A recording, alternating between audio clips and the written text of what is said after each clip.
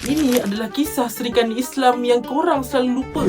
Sayyidatuna Asma binti Abu Bakar merupakan puteri kepada Sayyidina Abu Bakar As-Siddiq. Ketika peristiwa hijrah apabila Nabi Muhammad dan juga Abu Bakar ingin berhijrah ke Yathrib, mereka berdua terpaksa menyorok dalam Gua Thur untuk dielak dikejar. Jadi di sini peranan Asma ni sangatlah besar. Tugas Asma adalah untuk menghantar bekalan makanan kepada Nabi dan juga Abu Bakar ketika dalam gua. Sedangkan waktu tu dia tengah syarat mengandung. Dalam keadaan syarat mengandung dengan cuaca yang panas, dia tetap menjalankan tugas dia. Sampai satu hari Abu Jahal bertanya kepada Asma, ke manakah Abu Bakar dan juga Nabi Muhammad? Asma yang bijak tetap diam dan tak bagi tahu apa-apa. Kemudian Abu Jahal pergi lempang Asma sampai tercabut dia punya anting-anting. Dan ada yang kata sampai berdarah. Lepas Abu Jahal dah lempang, lepas tu dia belah, datanglah Abu Quhafah iaitu datuk kepada Asma. Ayah kepada Abu Bakar ataupun datuk Asma ni yang bernama Abu Quhafah bertanya, ada tak Abu Bakar tinggalkan apa-apa dekat Mekah? Abu Quhafah ni merupakan seorang Arab yang tua dan juga buta. Kebijakan Asma ni tak nak menipu, dia letak batu dalam kantong emas. Lepas tu dia bagi kantong tu dekat datuk dia. Bila datuk dia rasa, oh ini rasa berat, jadi banyak jugalah harta peninggalan Abu Bakar, sedangkan itu tak ada apa-apa pun.